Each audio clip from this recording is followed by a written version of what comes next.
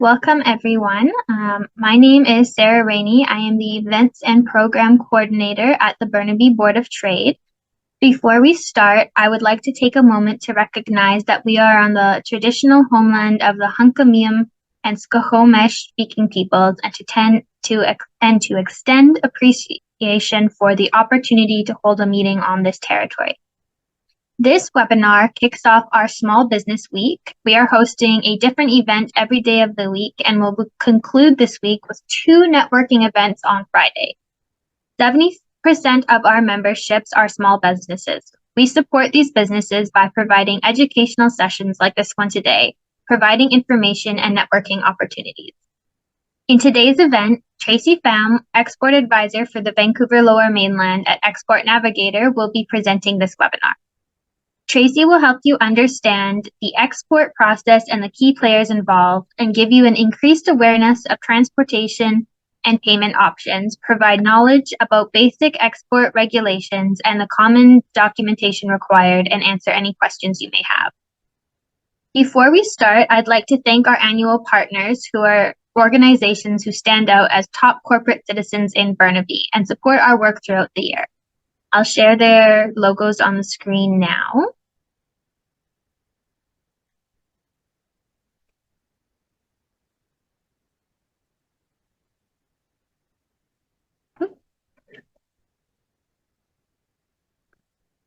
There we are.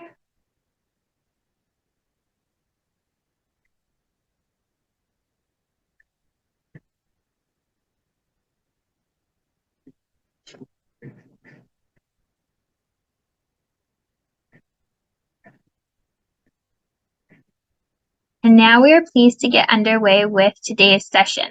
As we go through today's presentation, if you have questions, please enter those in the Q&A section at the bottom of your screens, and we will try to save a few minutes at the end to answer those. We will also be putting a poll up.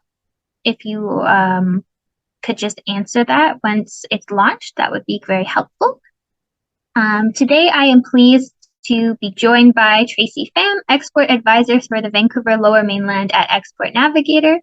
Tracy has a decade of experience in international business. She has worked in Southeast Asia, West Africa, and has lived and worked in BC since 2014. Given her work in sectors such as consumer products, financial services, and agri-foods, she is well versed in helping a wide range of businesses export. Tracy has helped businesses find success by entering key global markets in Asia Pacific, Europe, and the Middle East. Tracy, I'll hand it over to you now. Thank you. Good morning, everyone. Okay, I'm going to try to share my screen.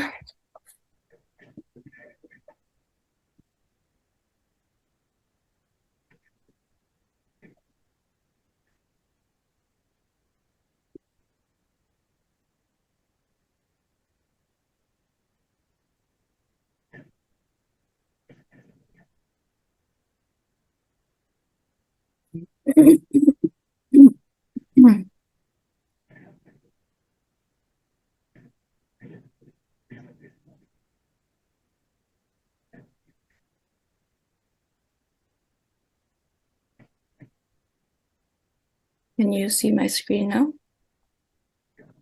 Moment. Yes. Okay, perfect. Yes, and I think that there's a poll that has been launched on the screen for the participants. So if you can just take a moment to complete the poll. I just want to get an idea of the profiles of the participants today for this webinar. So as we get underway, I just want to say good morning. I am really excited to be here today to present on behalf of Export Navigator on this topic of export essentials. I want to acknowledge our funders of the Export Navigator program. The program is funded by the federal government through Pacific Development Canada and the province of British Columbia through the Ministry of Jobs, Economic Development and Innovation. In the Lower Mainland, the program is administered through Small Business BC. I'm very excited to be here today to kickstart the Small Business Week with the Burnaby Board of Trade. I also want to acknowledge that I am speaking here today to you from the traditional, ancestral, and unceded territory of the Coast Salish peoples, including the Tsleil-Waututh, the Musqueam, and the Squamish nations. I am grateful to be able to live and work and play in this beautiful land. So I am going to do a really quick introduction about myself, and we're going to talk about the agenda for the webinar today. So as already mentioned, thank you for the introduction.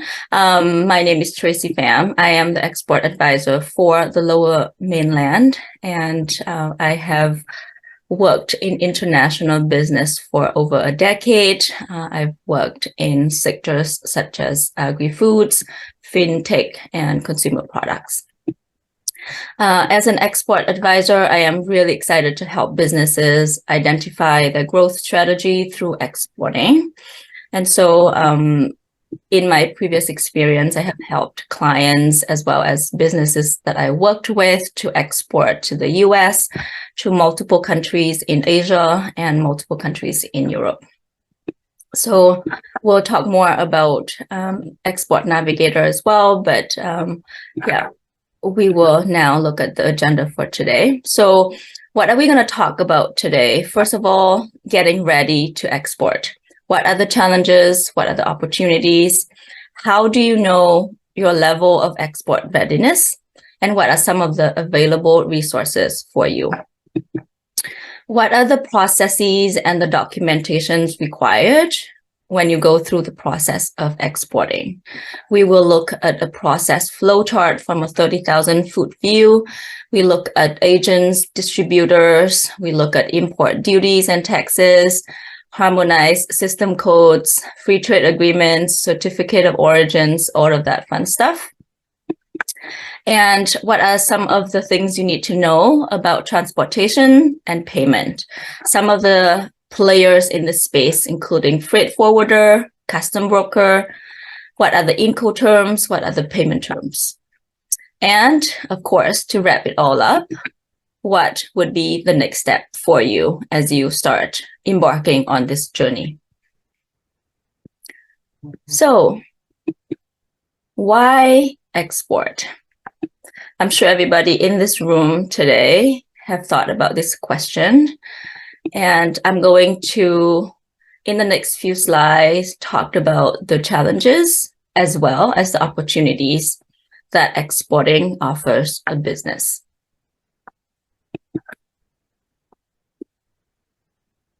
So exporting is not a short or a fast process.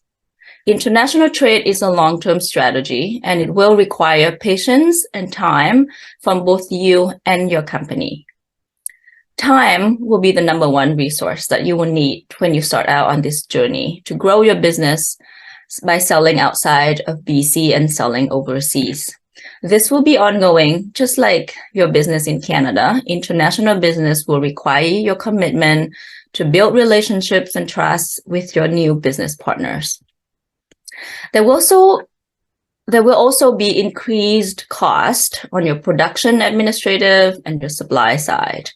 Maybe you also need to modify your ingredients, adapt your packaging. Maybe you will need to attend new trade shows to meet potential buyers in your new markets. And maybe if you're exporting a service, you will also need a different accreditation. There will be new marketing materials, including translation, social media, that might be required, in addition to the market research necessary to make sure they fit your new target market. And then competition, right? You are used to competition in your domestic market because they are your neighbors, they're the companies that you already know, but you're also going to face competition from around the globe. So there will be existing competition in the foreign market that are already established. And therefore, market research is again essential before you launch into a new country or a new city. You have to be sure that you not only can compete on price, but also compete to meet the customer's expectations. So those new and different expectations may derive from language, from cultural differences. So ensure you consider these in your planning and your decision making. But of course, on the other side, there are also many opportunities. Despite the challenges, exporting is an excellent strategy to grow and build a sustainable business. Initially, exporting is often used as a strategy to diversify your market. So if today you are selling mostly in BC, in case, economic situation changes, your primary market may experience some challenges, you will have other sources of revenue if you export. You also want diversified accounts receivables, diversified customers, as you do not want to be dependent on only one customer or only one geographic market. One of the longer-term benefits of exporting is that you increase production over time to meet the increased demand. So you should also be able to benefit from an increased level of efficiency and therefore economies of scale. Perhaps you will also be able to buy larger quantities of the inputs, and then some of your suppliers can give you a better deal over time as well.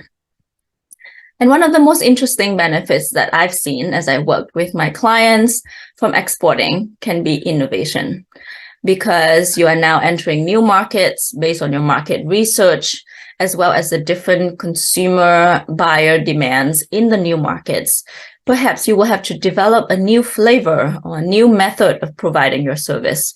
And then these export-driven innovations sometimes go back to your home market to further solidify and grow your sales in your home market as well. So a lot of opportunities, but of course also a lot of challenges. So a really quick guide to assessing whether or not you are ready to export, right? And when I work with my clients, when I work with my clients to help them assess whether or not they are ready to export, I look at three different things. I look at their personal qualities, their personal readiness. I look at their business, and I look at their product and service. And so what is a personal assessment looking like? Okay, do you feel ready, right? Do you feel like you have the time and resources dedicated to take this business to the next level, right? Is your business ready? Are you established in your home market? How is your cash flow? What is your product looking like today?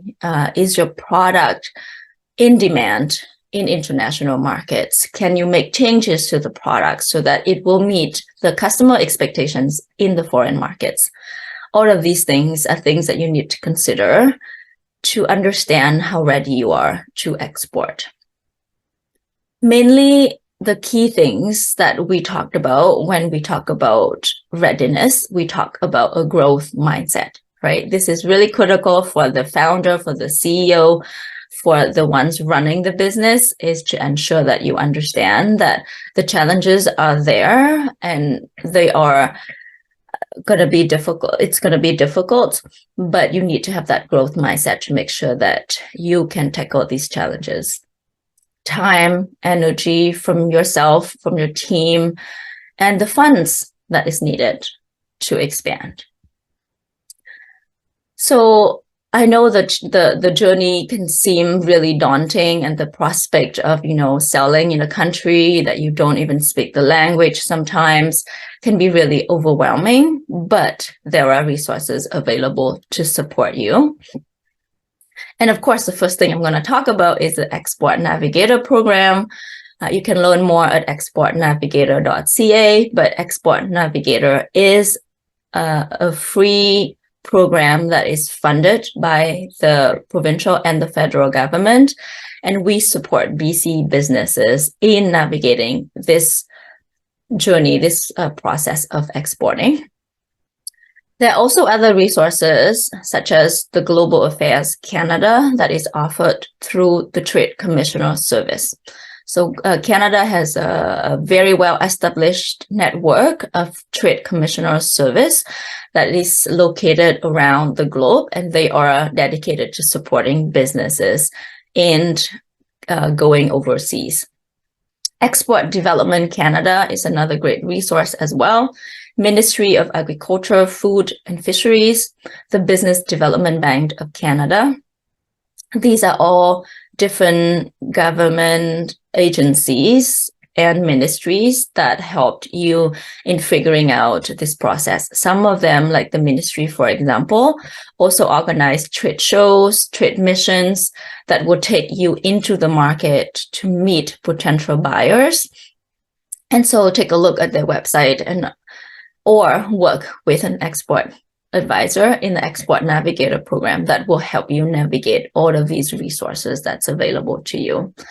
On our website, again, exportnavigator.ca, there is also an export resource directory where you can find a lot of these resources, or sign up to our Export Navigator newsletter, where we will send you information on funding, grant resources, as well as events happening to support you in your export journey.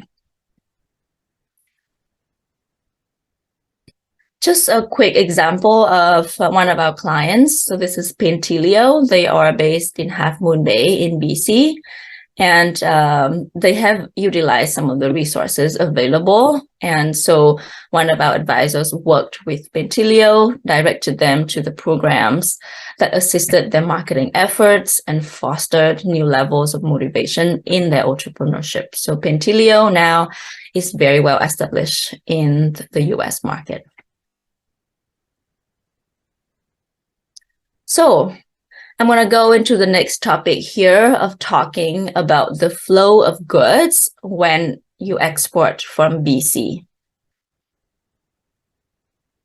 So let's start at looking at this flow of goods from a very high level 30,000 foot view. Okay, so the flow of goods will start with you, of course, the exporter, and then it moves all the way to the last one, which is the importer, which is the buyer. And in this process, we've also included the Canadian government agencies right at the beginning.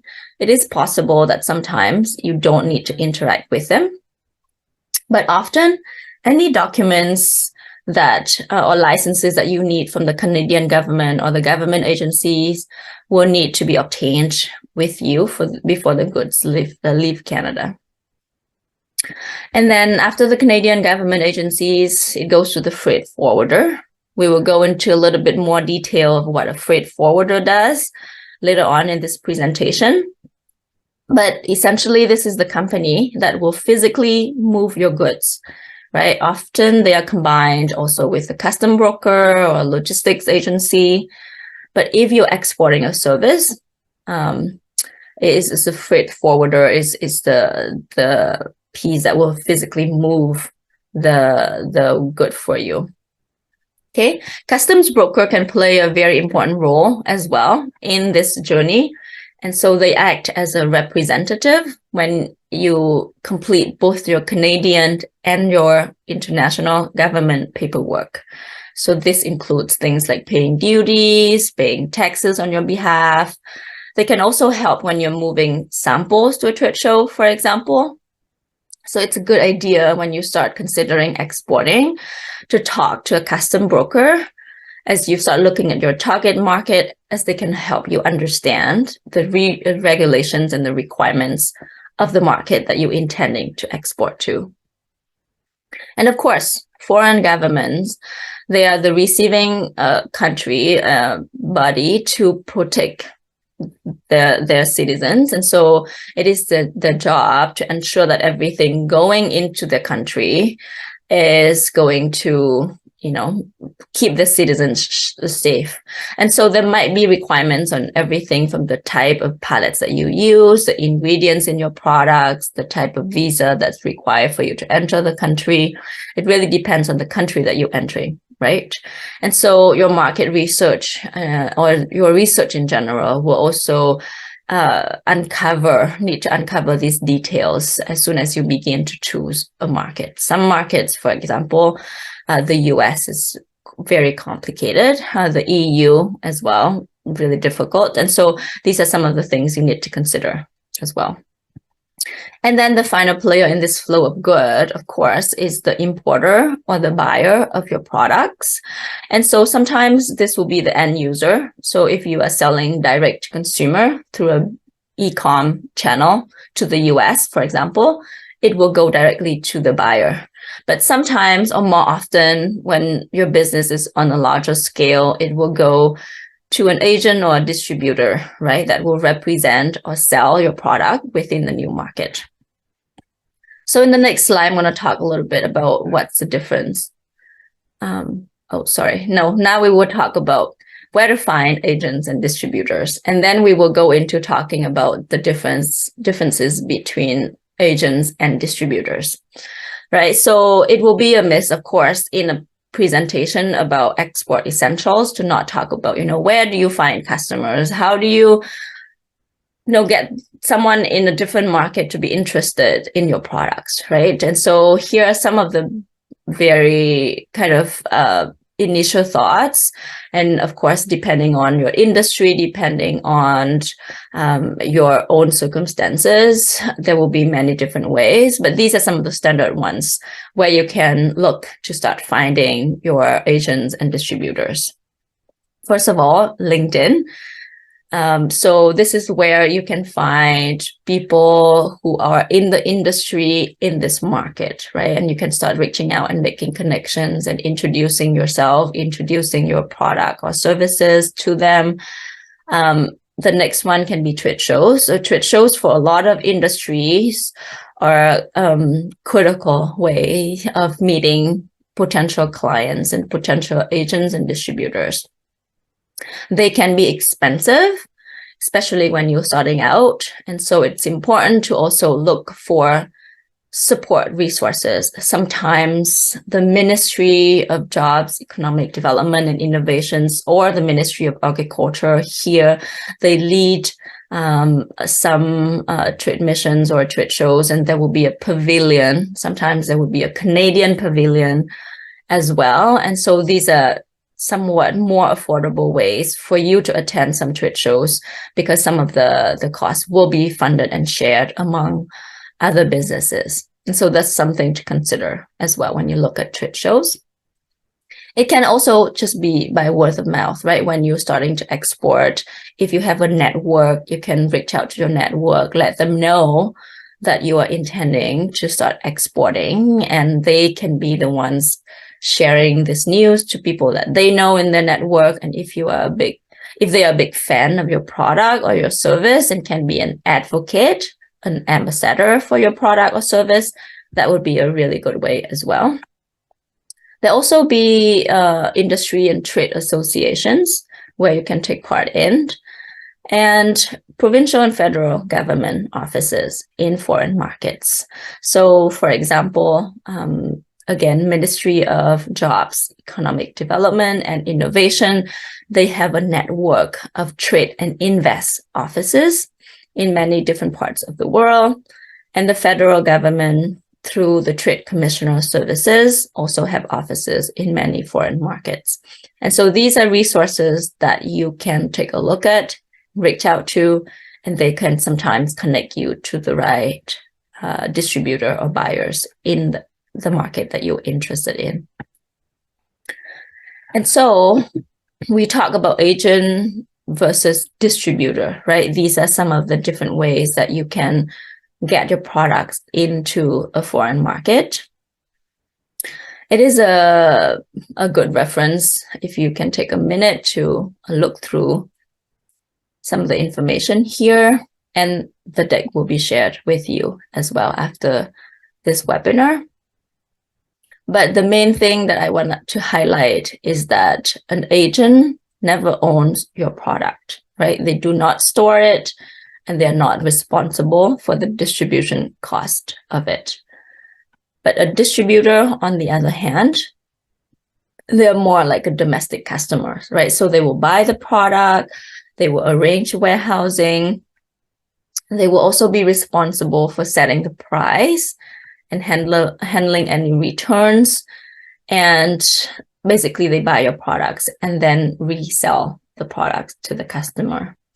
And so an exporter essentially sells through an agent, but sells to a distributor, right? So it is important to understand this and understand who will manage and who is responsible for certain cost along the distribution route of your product. Okay, so now we are going into some of the regulatory side of things. So I want to talk a little bit about import duties and taxes, right? So if you are selling your products overseas, sometimes there will be import taxes and duties applied. And these are based on what's called a harmonized system tariff. So sometimes it's referred to as HS classification, duty code, HS code. Right, so an HS code is used in over 200 economies around the globe. It is it helps to classify over 98% of the merchandise that are traded in international trade. And there are 99 chapters, and when you finally find the right code, it will be a 10-digit code. And so I'm going to really quickly walk through this process of how you can locate an HS code for your product so you can understand what are the implications when it comes to import duties and taxes.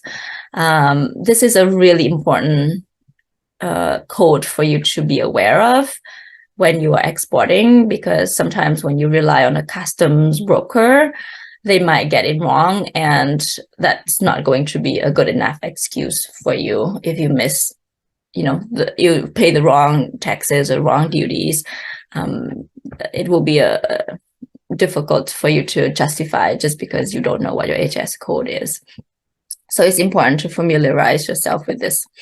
Okay, so the two ways of doing this. One is a slightly easier way than the other, but I'm going to show you both. And so you can see here, there's a Canada Post website. I'm going to just quickly go through this link here. So you can see, oh, I don't think you can see. I'm not sure if you can see the screen. Is the Canada Post screen showing up? Yes, we can see the screen with the Canada Post. Okay, perfect. Okay, so I'm just going to quickly run through this example here. And so, for example, we are looking at exporting wine to the US. And so we're just going to go to this website, and you can Google this website as well, but basically find an HS code on Canada Post, right? Red wine. So do you want it as a sparkling wine or not sparkling wine? So I'm going to go with not sparkling. And you can here specify the container volume. So I'm going to just go with under 2 liter and select the country of origin, which is Canada. Okay, so here you can see the tariff schedule. So wine or fresh graped, right? So it starts with 22, which means that it is in chapter 22. And so what you will do next is you would go to the customs tariff chapter by chapter on the Government of Canada website. And so if you look at the latest one here, and then you know that it's in chapter 22, which we've just found out. You can look at chapter 22. Chapter 2204, wine of fresh grapes, including fortifying wines. That is the chapter that we want to focus on, right? So this is a really, really kind of quick and fast. You can continue going in here and see, okay, whether it's red or white. We click on red. So you can see here, for example, 2204.21.50.05. this is what you have as the HS code, and then you can go in here, try to find a specific number.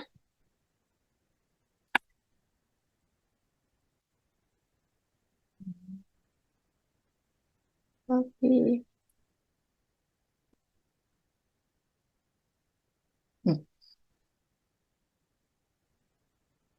Okay, so it's not allowing me to search, but basically you can scroll down on this list and try to find an equivalent number to this number. And on this website here, it will talk about all the details, and we will go into this as well, but there will be applicable preferential tariffs. And so you would know that the product can be eligible for some of the free trade agreements, for example, with different countries that Canada has a free trade agreement with.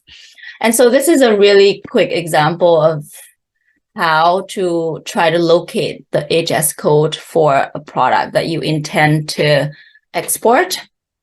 So start with the Canada Post website, try to find the 10-digit number, go into the Government of Canada website under customs tariffs and try to look for all the different rules and regulations when it comes to exporting this product, and if there's any preferential treatments because this product is coming from Canada.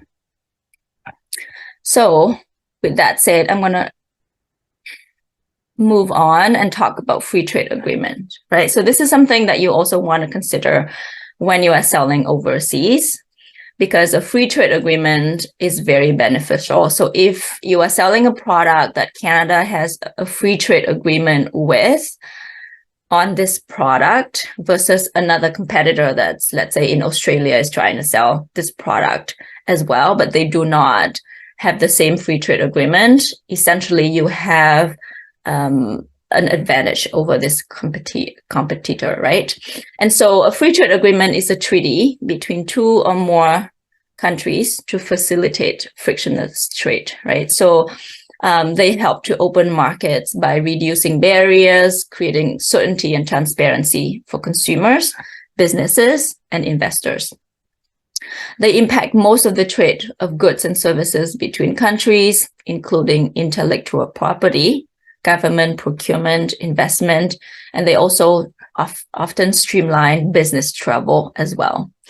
And they can assist Canadian businesses by giving them preferential access to new markets with reduced duties, sometimes zero duties. And this can create greater profit margins and help you compete better in the international markets. So as of today, Canada has 15 FTAs in place, and it covers 61% of the world's GDP, and it gives access to 1.5 billion consumers worldwide. So it's beneficial for you as you do your research to do some research also on what FTAs are in place today. Is your market of interest is a market where Canada has a free trade agreement with as well. Another thing that you need to know as you talk about the free trade agreements or HS code is you need to also understand the certificate of origin, right? So for the product to be able to benefit from some of the preferential treatments under the free trade agreements, the product has to have a certificate of origin that says that it is from Canada, right? So the country of origin has to be Canada. And so what is a certificate of origin? It is a certificate that declares the origin of the product that you are exporting and how much of the product was made in Canada. And so if it's over 50%, it will allow you to benefit from duty-free or reduced duty under the Canada's free trade agreements. So for certain agreements, the certificate of origin are available through the Government of Canada website. And so you can look at the Canadian Border Services Agency website to search for the certificate of origin and also try to understand if it is eligible for the free trade agreements. Okay, Next topic that I will touch on today will be about transportation and logistics, right? So you've considered a lot of things. You consider, okay, how do you find buyers in these markets? Is the product that I'm going to sell into this market be able to benefit from the free trade agreements that will give me an added advantage? And so now you decided, okay, I'm going to go ahead and export to this X market, right? So now you need to consider, okay, how am I going to get this product into these markets, right? I need to do some research about the transportation options. What are some of the logistical concerns? How much is it going to cost me to even get this product overseas? Is it going to make sense? And so these are some of the considerations that you need to take into account as you do your homework, right? So some of the questions, of course, is how is the product going to move from your factory to your customer, right? Is it going to go by truck? Is it going to go by air? Is it going to go by ocean? Is it going to go by rail, right? And so depending on the nature of your product, whether it is fragile, whether it needs refrigeration along the process, you need to answer these questions, right? If it needs to get to the customer the next day, it has to go by air. But if it's something that is shelf stable and it's more bulky, it can go by ocean, it can go by truck, right? So these are some of the things that you need to consider. How is the product going to be packed, right? If you are selling seafood, it's going to be different than if you're selling grains or you're selling, plastic products. And so these will be very different ways that the products can be packed depending on the nature of your product. What is the cost? Of course, shipping by air is going to cost more than shipping by truck or by ocean. Does your product have special requirements? So sometimes, depending on the nature of products, again, you have to have it packed a certain way. If it's fragile, right? If it's seafood, again, it has to be packed a different way. So you have to consider this, okay? And then what type of insurance do you need, right? When you sell overseas, you have to consider liability insurance, sometimes credit insurance as well to ensure that you get paid. And so these are some things also to think about. And lastly, Incoterms. We will go into more details about Incoterms, but something to consider is where does the product transfer to your buyer, right? At what point does the risk transfer? At what point does the product transfer? So Incoterms is an international way of identifying where the product ownership and the risk transfer from you to your buyer. Some of the services that you can utilize as you consider your transportation and your logistics needs. The first one is a freight forwarder, right? So freight forwarder is a service provider that will help you transport your product from BC to your buyer, right? So they will help you with your delivery mode and the delivery cost. They can source custom way of transporting. So sometimes when your product does not fit into a whole container, they can fill the container with other products as well. So they can consolidate shipments. They can help you with preparing documents and other specific logistics services, sometimes like storage, handling, packing as well. And the next service provider that you can utilize in this process is a custom broker. So custom broker, they can also provide shipping advice, but the main goal, the main job of a custom broker is they get your goods through the Canadian and the foreign customs by preparing the paperwork. They help you with paying duties on the exported goods. They help you with sometimes HS codes, tariff classification.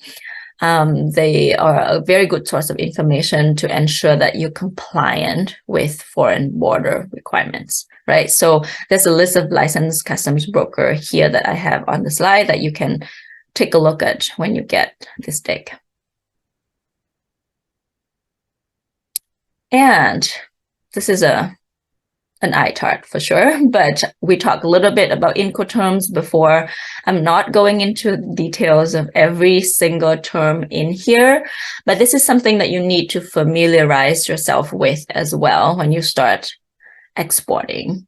So Incoterms is basically in place to help traders avoid costly misunderstanding when you do international trade, right? So what it does, it clarify the task, the cost, the risk involved in the delivery of goods from you, the seller, to the buyer, right? So Incoterms are internationally recognized and they're used worldwide in international and domestic contracts for sales of goods. So it's important that your export plan, export strategy adheres to these standards, right?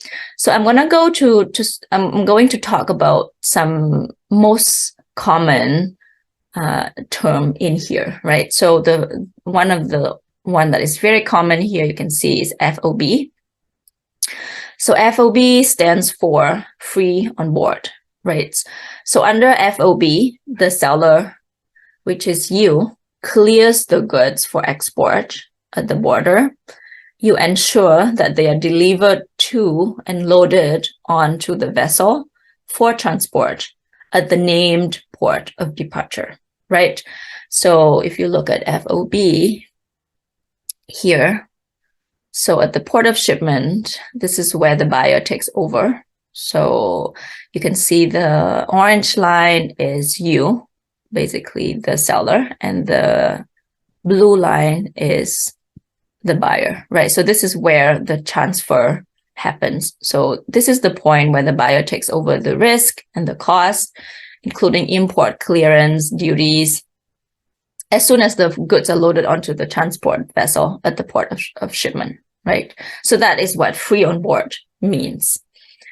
The second most common one is called Ex Works, right? So Ex Work is the first one here. So Ex Works is very beneficial, very preferential to the seller, which is you. So Ex Work places minimum responsibility on the seller. So you only have to make the goods available, suitably packed at the specified place. And usually this is your own factory or your own facility, right? And after this point, the buyer takes over. So they are responsible for loading the goods into the truck, and all the export procedures, all the transport, it's under the responsibility of the buyer. So this is a very beneficial and preferential term for the seller. And then the last one I will talk about, which is quite common, is CIF, right? CIF stands for cost, insurance, and freight. And so for this arrangement, the seller arranges and pays for transport to the named port, right? So they deliver the goods, clear the good for export, loaded the good on board of the vessel. However, the risk transfers from the seller to the buyer once the goods have been loaded on board, and so before the main carriage takes place. And then in this case, the seller arranges and pays for insurance for the goods for carriage to the named port. So this is another one that is quite common that you want to familiarize yourself with. And lastly, I'm going to talk about quickly is payment terms, right? So it would not be a very comprehensive kind of webinar if I don't talk about how you're going to get paid, right? After all this work that you've done, how are you going to get paid? And so just like with your domestic customers, your payment terms really need to be decided beforehand, and this can take a lot of negotiations. And so in this chart here, it is arranged from most beneficial to you to least beneficial to you. And obviously, it depends on the relationship that you build with your customer as well. So when you start out selling to this customer, understandably, you want to make sure that you get paid. And so usually, when you start out the relationship, you want to ensure that you get some sort of payment in advance, right? So payment in advance, meaning that the customer will pay you before you ship the product. So this can be in the form of 100% payment in advance. So they pay for everything in advance, right? Before you even send them the product. Sometimes it can be in a percentage, right? They can pay you 50% in advance and 50% when they receive the goods. What we always recommend to our clients is that you need to make sure that your basic cost is covered, right? So before you make any money, you need to make sure that the cost is covered in the first shipment, so that in case something goes wrong, at least your cost is covered, right? And then once you establish some trust with this new customer, then you can move on to having a letter of credit. So what a letter of credit means is that the buyer's bank will ensure that or send you a statement saying that, okay, the money for this shipment is set aside. Once they receive the products, they will be sent to you.